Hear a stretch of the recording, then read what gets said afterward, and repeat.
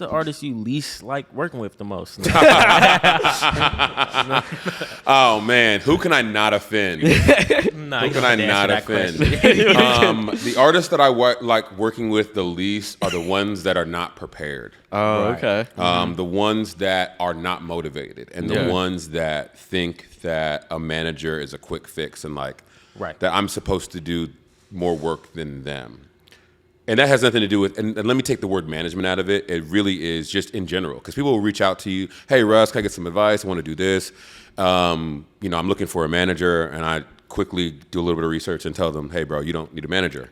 Yeah.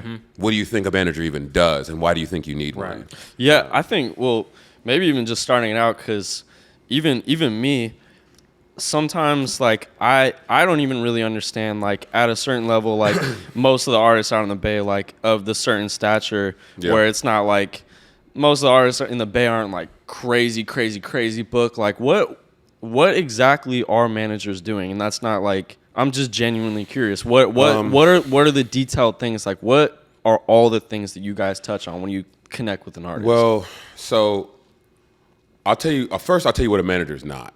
Yeah. He's not a personal assistant. He or she is not a personal assistant.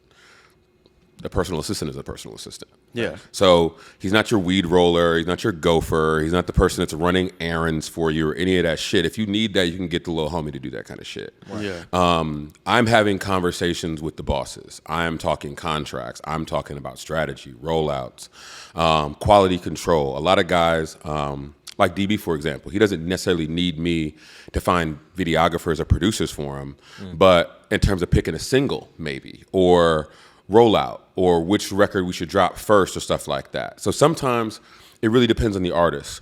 But a good manager can still do all of the little things. Right. So I might not be a PR rep, but I can find a PR person. I might not be a booking agent, but I can still figure out ways to help you get shows, so we can find somebody who's bigger that can help you get shows. Right. I may not be an A&R, but I know hella producers. Yeah. So my job is really to be like a Swiss Army knife and have those different options for you to be able to choose from. But I'm not your executive producer for your label. I'm not the financier. I'm not your investor. Right. You know what I'm saying? I'm your business partner. Yeah. Or business manager. Yeah. And because I have event planning experience, I can connect dots, and I know a lot of people. But I think it's case by case too. Yeah, I think that's it's cool that you said that, because like you were saying, sometimes it's not clear 100% what a manager's job is. These guys don't know. They don't know. I knew from the jump kind of what their role was, but sometimes until like working with you is always amazing, because you make the process a lot simpler and way easier than it has to be. Thank you. Not a lot of managers do that. 90% of the time I work with managers make shit worse. No, that's for real. I definitely want to point that out. 90% of the time I work with a manager, I roll my eyes, because I know now there's going to be 20 steps that we didn't have to do to get this video done, because sometimes they overcompensate for what they're doing. So for example, like when they do start doing asking extra stuff, or they're doing more than they need to, then you're like, man, I know. Not to offend anybody, I just can tell that they're not 100% clear of their own job. Well, yeah, and I think most of the guys don't. Okay, that leads me to something that's really good. It's like most guys don't need a manager yet. Right. I tell my boy Flip all the time, it's like, unless you have something to manage, you don't need a manager. Right. Unless you're getting booked, unless you are like really doing business. Remedy, amazing Bay Area producer and artist, he said something in a conversation he had that he and I had, and he said, yo, most guys don't need a manager, they need a believer. Someone that's like supportive, that can like motivate them, one of the homies. But it's like, to give them that manager title yet, I don't know yet. I don't know if we're there yet. Right. Yeah.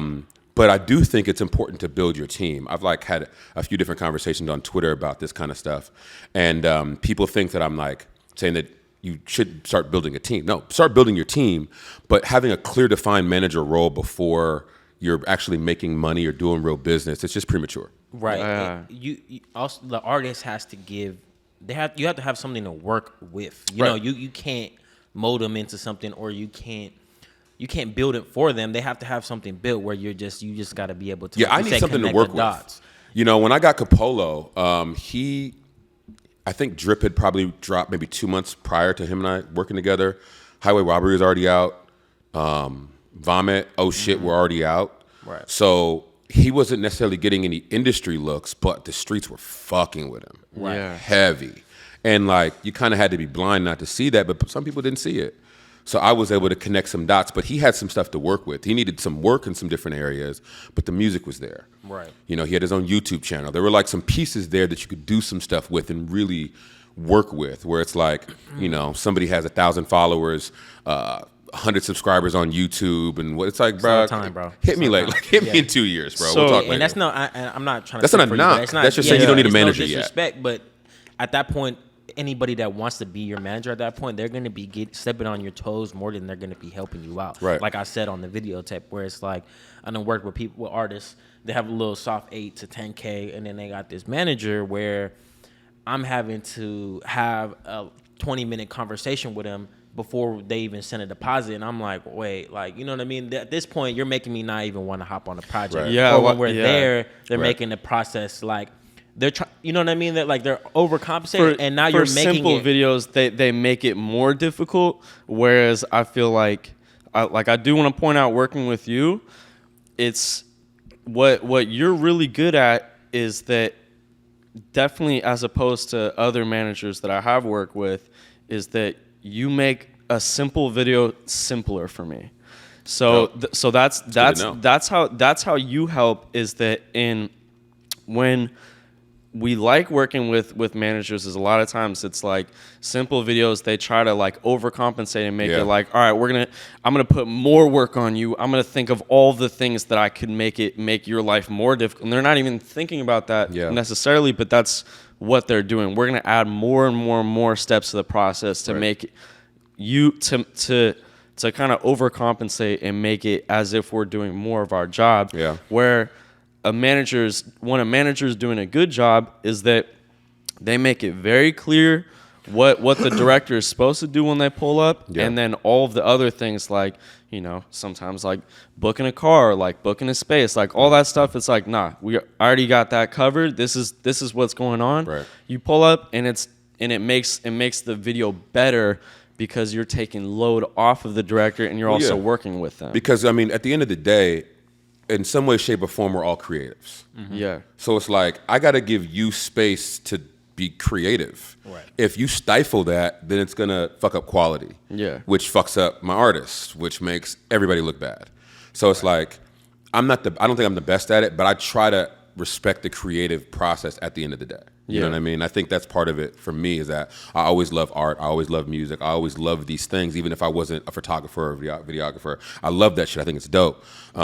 So and sometimes I'm not best at it. I'm not the greatest at it. Sometimes I'm like super aggressive and I'm blowing motherfuckers up. Can we do this? Can we do this? But it's because I'm passionate. You know what I'm saying? It's because I really love this shit. That's what I was gonna say. The first, I don't know exactly what was the first encounter when I started working with you, but at first I was like, damn, like this is gonna be another manager. Like, this dude is on my line, and then I was on set with him. I was like, damn, this dude he's on tip. I was like, man, man. But then I realized I had to realize, I was like, and I think that I think DB, like, I think he told me it was one of those things. He was like, you just gotta realize, dude is passionate as well. And I was just like, no, for real, love this shit though. Yeah, like, I really do. And I didn't realize. I mean, like, what you're doing, and you're working so closely with the artist and every aspect of the industry, where, you know, everything is art. So it's like what you're doing is art as well. And when people become passionate, it's hard to see it in the moment. You just see it as going against your opinion or going against what you have going on. But you realize, oh wait, no, it's not. He's looking at the overall project and trying to make not only he's trying to make the project better, but he's looking out for the interest of the artist, and that's the person that he's working with. And that's what I had to come to terms with, was like, he's not coming at me personally, right, at all. He's looking out for the best interest in his artist, and I had to see that from the jump. That's something I've been learning, working with more managers. Yeah, and that's really a manager's job. Right. Is to look out for the best interest of their client. Yeah. That is literally the common denominator. No matter what the situation is, whatever's in the best interest of the client is what the manager is supposed to be on. And I got that from PK. who was the Jack's manager, rest in peace. Like I learned a lot from PK. Yeah, he's one of the goats. Him, Yeah. Stretch, there's a couple other Bay Area managers who I either have like studied or watched or talked to, learned from, or been inspired by that have like done this before me. Who I'm like, hey, bro. Can you give me some game? Like when I first started managing Polo, I hit PK and was like, yo, what the fuck do I do? Yeah. Nah, shout out PK. Working he's with the him, greatest. he's super. Every time I worked with him, he's super laid back, super chill. Nah, he's Yeah, the he's coolest. dope. Yeah. And before I go on to the next question, I was gonna ask to round out this topic we were talking about, in terms of like artists that are coming up. Obviously, like you ask mostly any artist, they'll say the streets are fucking with me, people are fucking with me. You know, that's And what they're you're lying. That's what I mean. That's sometimes as an artist, that's what you're supposed to think. You know, you're supposed to think of whatever. Artists are like boxers. They're supposed to Right. think they're the greatest. Not necessarily. I mean, if maybe numbers would help, maybe a little bit more to clarify for some artists or help some artists out. Yeah. What do you think is a good point where, an artist should say like, I need to start expanding the team and maybe I should start looking for a person to fill that position. What do you think is like a good? I know it's different for some people, but I think, okay, so for me, it's a healthy combination of both. Like, I don't just base shit off the numbers because you can be popping online and nobody can be talking about you outside. Yeah. Right. It's got to connect. Yeah. But at the same time, the streets can be fucking with you and you're not doing no type of numbers online. Yeah. So it's that healthy combination of both. It doesn't necessarily have to be crazy numbers, but like it's got to be moving. You got to see an incline. Yeah. And then, you know, you want there to be some type, like if a Bay Area artist, I should be able to hear your music outside.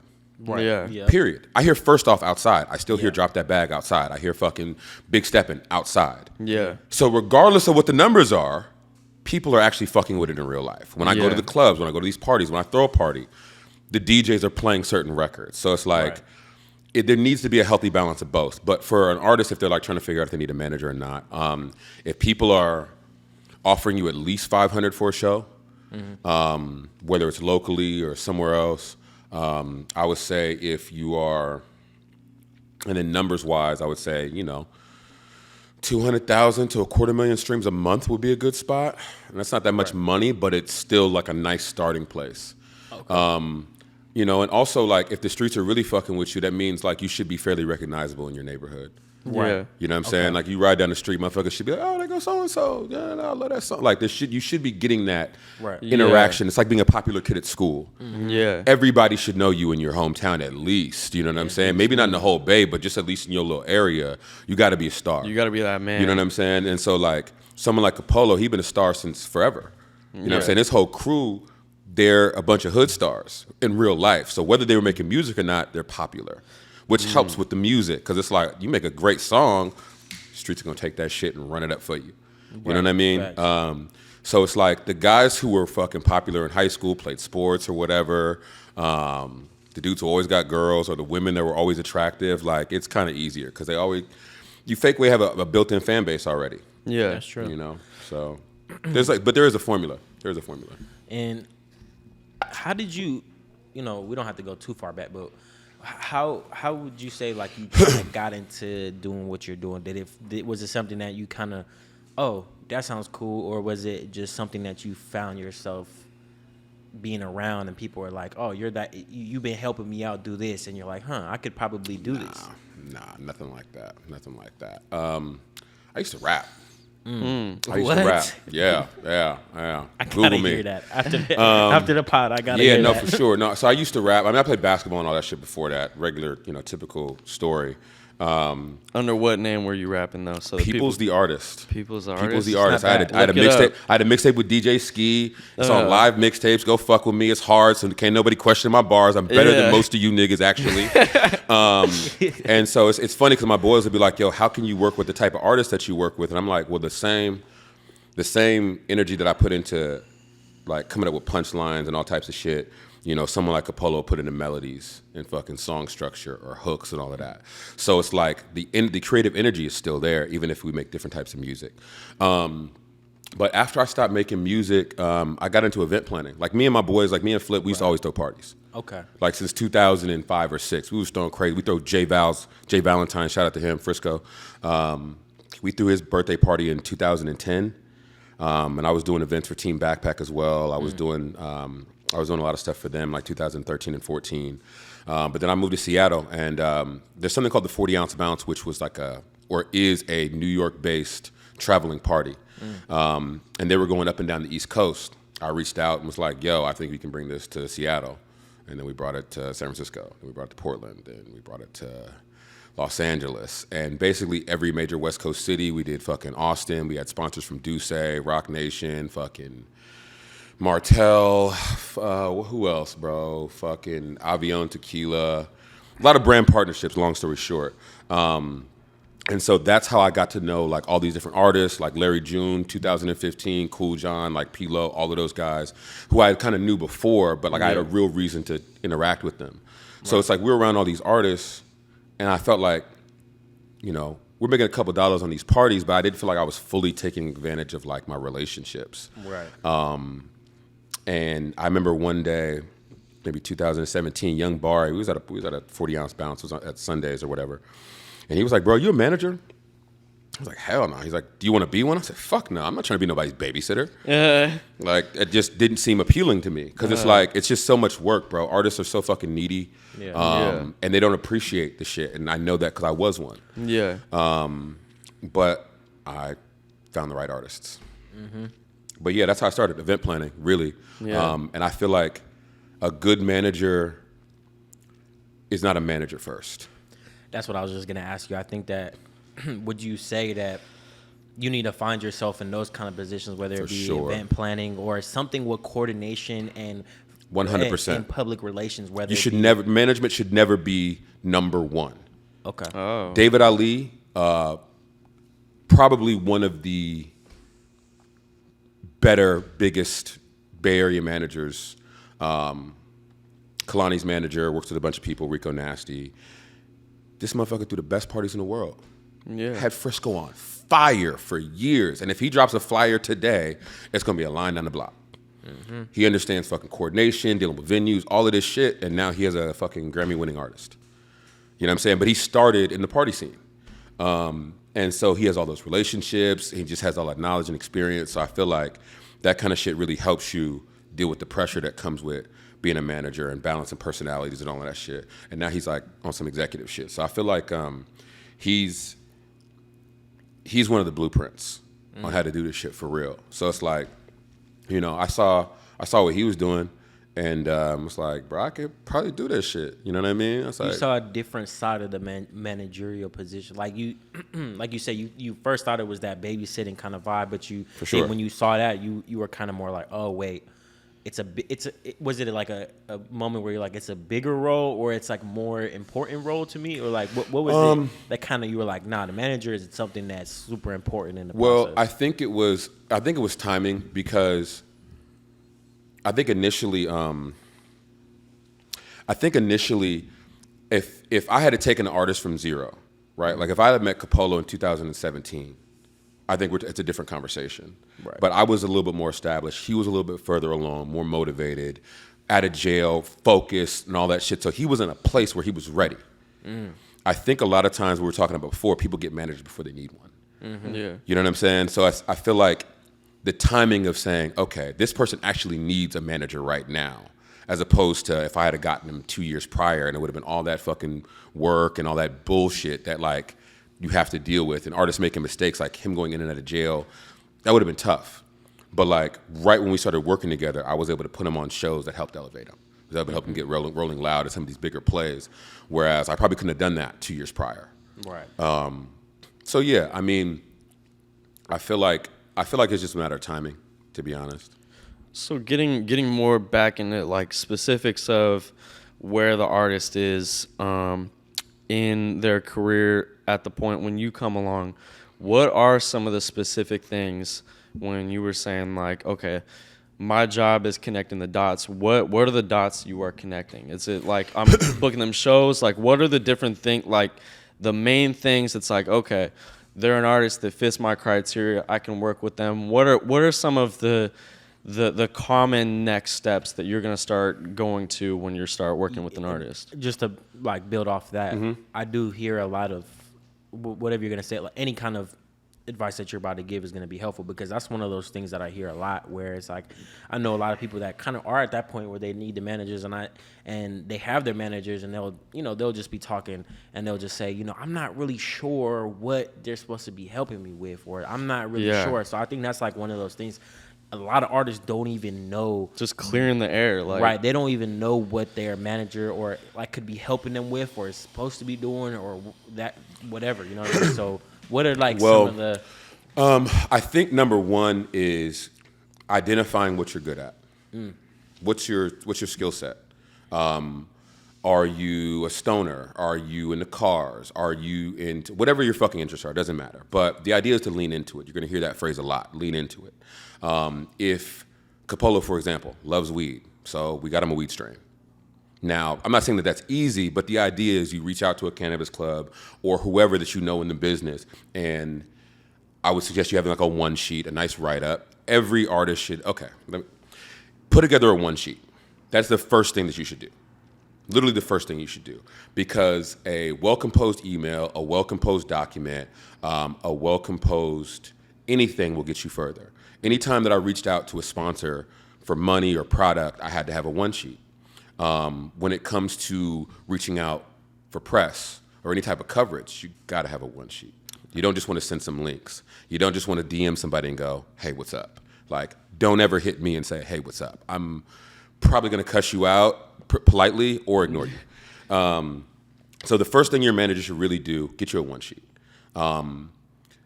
Then you should go through your music and see what works for the DJs, what works for radio, what works, or what's going to work in specific areas. Yeah. Music is to evoke emotion. We live life to it, right? It's our soundtrack. So the idea is, all right, well, where are people going to listen to these songs? In the shower, while they're cleaning, when they're driving, when they're doing this, that. Like, music goes in different categories, right? So it's like, what kind of music does your artist make? And that's a real conversation you have to have with your artist or manager, between the artist and manager is like, what lane do I really take up? You know what I'm saying? It's like every artist that I work with fills a different lane. So I can't necessarily give them all the same advice. Even though it's hip hop, even though it's street shit, every guy has a different it's pocket. Nuanced. Yeah, it really is. It really is. So it's like you need to have a conversation with your manager on what your goals are. Yeah. You know what I'm saying? They should have a real, and you should be as clear as possible so that your manager or whoever can say, all right, well, based on my expertise, this is what I can help you do. Yeah. Right. And what I can't help you do, let's go find the people that we need to help us go do that. Yeah. Right. So you're saying basically identifying what kind of artist they are and what lane they fit in, and then, like you said, leaning into that and putting a lot more energy instead of focusing trying to bring everybody into his sound. Let's focus on the lane that you are. Yeah, you got to be yourself. And then lean on it. That's because a lot of people will, you're trying to make a radio song or this type of song or a Detroit song or this. And it's like, no, who the fuck are you? Oh, okay. Yeah. That's it. Yeah. And you lean into that. Like, I don't want people trying to make songs like Capolow. You can't. That's him. Yeah. I don't want people trying to make songs like DB. Like, that's DB. Like, do you, but just do it as, like, level up, though. Let's just say, like, specifically, like, because I know you've been in contact with him. Obviously, I work with him, like Alfredo Bags. The truth. Yeah, so it's like, because an artist like that, and it's like, because I was kind of thinking, like, and I was trying to lean a little bit more into, like, more of the videos that we're shooting. The work y'all have done together is great, by the way. Yeah, thank you. Like, but the work, like, I think where when I shoot with him in the future, I'm thinking, like, okay, we've shot a lot of the same videos, like, repeated copy and paste, pretty much the same video over and over and over again. I'm thinking, like, okay, if I want our videos to kind of go a little bit to the next level, my first thought is, like, okay, maybe we should try doing some different videos outside of the box. Do you think it's more important for not even just specifically him, just like an artist like him to lean more into his character, continue, because, like, his songs are definitely in a very specific, narrow, like, he makes a lot of the same type of, like, hype, like, aggressive songs. Yeah, a lot of energy. Do you think an artist like that, it's like he should be leaning more into his character, or it's like it's not even just specifically him, just No, I know. artists in general.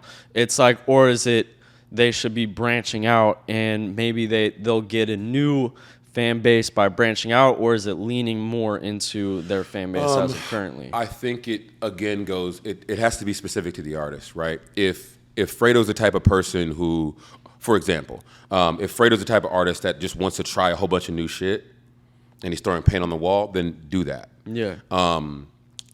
But I think it just goes about to be it comes down to being true to yourself. Yeah. I feel like someone like him, lean into your character.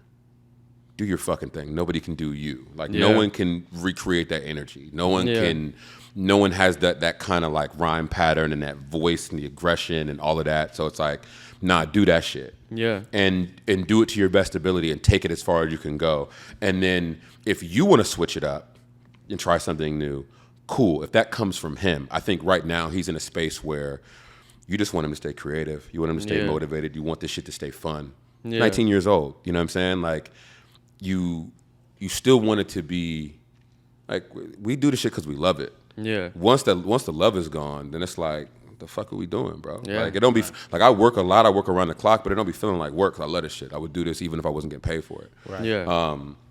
So, you know, I think with someone like him, you just want to encourage creativity right now, and then we can worry about all that other shit later. You know what I'm saying? Well, I think like in terms of your guys' videos, even I think that he's still leaning into his style, because it's not like his music is changing. It's just on the video tip. I think it is important that you guys are doing something a little bit different, just because, you know, having that Fredo sound, or, you know, like if we're talking about more artists, if we're having that specific sound and you have an image that's very juxtaposition, it's just more interesting for me to look at. So I feel like it's a little bit different when it comes to videos, because videos could really be anything, but if the music is still the same, it might be more interesting to do something like how you guys did with the boxing video. But I was gonna bring that up. I'm like, it's some aspects of that video were similar, but everybody loved the boxing element, and the fact that he actually, like, from between the age of 12 and 16 was a boxer. Yeah. And he really loves boxing. Yeah. Like, from a branding and marketing standpoint, I'm like, oh my God, this is perfect. Yeah. So it's like, it may feel like that for you, but like for us visually, we were like, oh fuck, this is amazing. This is fresh. This is new, you know?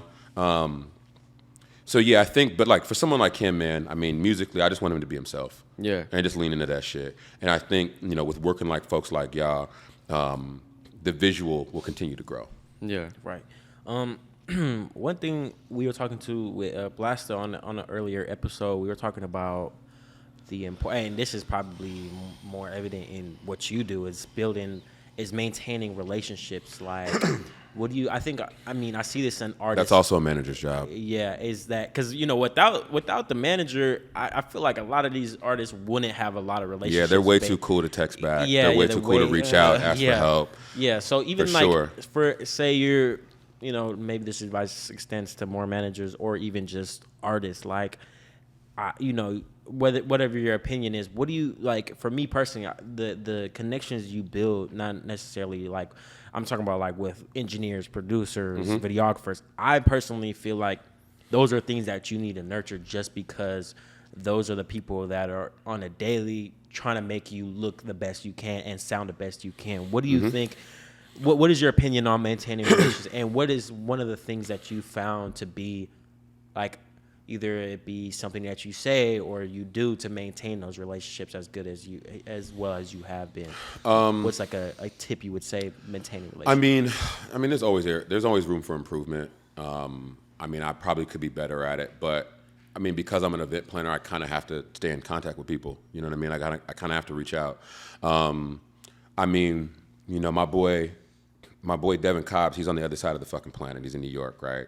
And we've thrown probably 50 parties together. So part of what we would always do before we would get to work, hey, bro, how you doing? What's up? You good? You straight? All right, bet. Let me know when you have time to get on a call. That little shit matters. That little shit does. Hey, man, how you doing? You that good? Shit matters. Like, I had a conversation with DB the other day, and before we got into anything, hey, bro, how was the birthday? How's mom's doing? You straight? I know you were telling me that, you know, some stuff was going on. Is she straight? Okay, she's straight?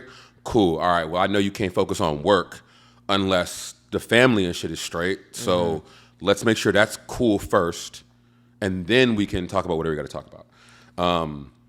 I think actually giving a fuck. Right. Actually caring. I'm not someone that can work with people. I just can't be fake. That's just, I don't have that in me. So I think I genuinely work with people that I like. On some level, I have to like you as a person and respect what you do. I think if that component is missing, we're not going to work well together. Right. You're going to tell that I don't fuck with you, and I'm going to be able to tell that you don't fuck with me, and it's just not going to work. I think that's the main thing for me, is just being genuine. Genuinely respecting the people that I work with, genuinely liking the people that I work with on some level, and I think that kind of translates. And also just being passionate. People can tell that I really care. You know what I'm saying? It's like, even if I don't come across the right way, they're like, yeah, Russ, he's probably coming from a good place, though. He's not trying to be like that. He's just trying to get it done. So in terms of building relationships, it's also like, once somebody proves that they can get the job done, I'm fucking with them. I shot with Adam once. Oh, we fucked. What? It was great. Fuck with you again. Why do I need to shop around? I know what you can do. Let's rock out. Same with the DJs that I book for my events. I use the same. I've been working once. I booked Mill once in 2019. DJ Millions, amazing DJ. Excuse me. DJ Millions. Booked him once in. Work with DJ Millions. Booked him for the first party that I booked Capolow for, 2019 in March. He had never done a club event before that. Wow. And I've been rocking with Mill ever since. Now he's doing all types of shit. And so, like, I'm that type of person, too. Once you show value and once we work well together, we rocking. We locked in. Yeah, that is important. It's like loyalty. Like you said, it's a combination of showing it's obviously if you can get the job done, but also showing that humility and that personal side is gonna have people when they need something, they're gonna think of you instantly because they know just the process is gonna be that much more simple. Also, like you said, just being there, like being able to be consistent and being the guy that people can call and not flake and all that kind of stuff. Yeah. Like that's one of the biggest things for me. I feel like one of those things, even if just being there, being the guy that's gonna be there on time, be there, be respectful, all that kind of shit. But like you said, the text, like when you get it from like for example managers or anybody you're working with, those just, yo, what's up, bro? Like that'll change the mood of the whole conversation going there for. Because we're all busy living life. Right. If somebody asks you how you're doing, right, it's like, oh shit. Right. Yeah. Damn, how am I doing actually? Yeah. Also, it's like You know? when it comes, for example, like me, you, like anybody that's kind of doing what we're doing, like if we're gonna reach out for somebody, if you get a text from me and you're not my homie, like of course either, like for example, if Russ hits me, I know he's gonna need something from me, or we gotta work on something. So it's always you're always like when you're hitting somebody up, you're wanting something from them. So it's like you just want to make sure that it's not just right off the jump, hey, I need this. You know what I mean? Right. It's like that's just rule number one, and I think that's something that I've been working on a lot more, is like bringing that into the equation of like making sure people are feeling comfortable, because I feel like that personal element is really, really that's important. one thing. That's a good point. I didn't even think about that till right now. Is that probably is something that I definitely want to start working on as well, because like, you know, as videographers and you the same, it's like there's a lot of people making music. There's a lot, like on any given day we're talking to 10 different people about videos, and it's like when that's consistently your life and that's all you do, like it just, all the different people just kind of get lost in the weeds. And it's like, I feel that just hearing you say that right now, that made me kind of like realize once again, I was like, okay, yeah. Because we're on autopilot, bro. Yeah, like I think like that for all of us. Nobody's above that. Yeah, it's like I definitely want to start working on kind of giving people, even because I think that sometimes over text, like I can, you know, especially when somebody's DMing me, I'll give them like, okay, cool, all right, sounds good. Right. And it's just like over the phone, it's hard for me to really connect with somebody, but it's like I think that, like what you said, it's really important to, it's like if somebody is hitting you up, even if you haven't like fully done work with them yet, it's like taking them in a fully, like, this is a person who needs something from me. Yeah. And like let's make a little bit more of a connection than just like, all right, shooting a video, all right, I'm pulling up this time. That shit is super important. And I think I mentioned it before on this podcast, but I think that a big part of especially what we do, it's not only the end result, it's also the process and the journey. 100%. Because that's one thing that I lacked for a while, was like, not only are people they want the video, but they're not, like, a lot of people are not experienced in this field. They don't know what having a video and a shoot is. So they're not only purchasing the video, they're purchasing the experience and being the able information and the knowledge and all that, and being able to, like, you know, get walked through the process, hold their hand and let them know, like, bro, this is, you know, it's simple. This is a fun thing that we're doing. This is something that I enjoy doing. I hope you enjoy doing it, but letting it be known. And I think that's, like you said, autopilot is the perfect thing, is because you get the DMs, the, hey, bro, you just package list, price. Right. Yep. All right, I'll see. All right, sounds good. Deposit. All right, cool. And it's like, it's really easy to and it doesn't mean be fake either. It just means be yourself. But like I've had people reach out to me, hey bro, I need it, and it's like, what's up, man? How are you? Right. Yeah. and people will catch themselves and be like, fuck, my bad, Russ. Sorry. Hey, my name is so and so, and I'm trying to do X, Y, and Z. And it's like, okay, cool. Now I'm talking to a human. Yeah. Now I actually kind of care. I can give you 5 or 10 minutes, even though I got hella shit to do. All right, we can talk now. Yeah. That shit is super important for me, because it's like, to your point, when people are reaching out, they want something. Right.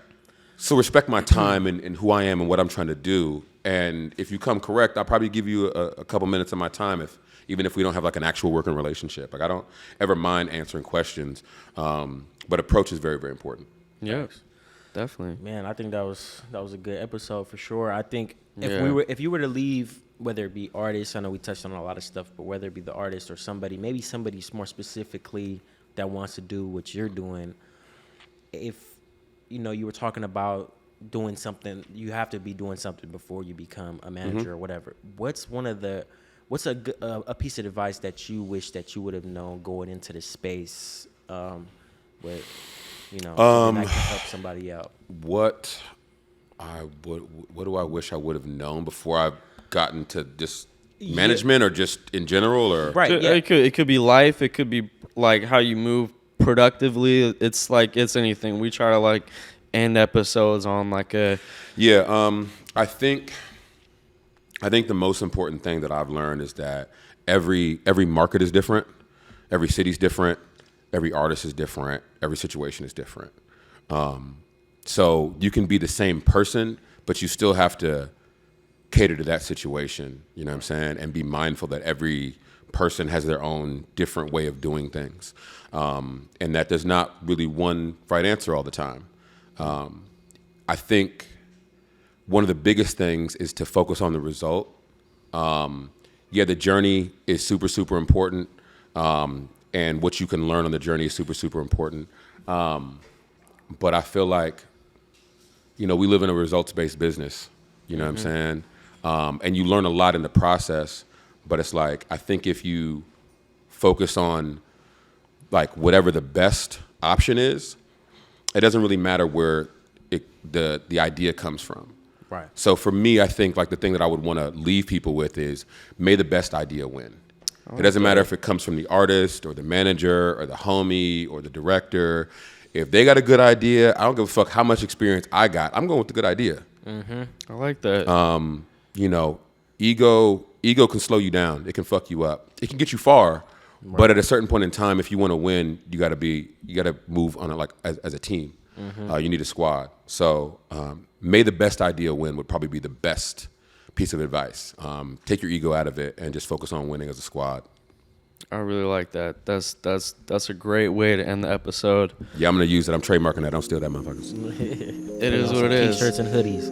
All right, right on. We'll see you guys in the next Appreciate episode. y'all, man. Russell North 415. Holla at me.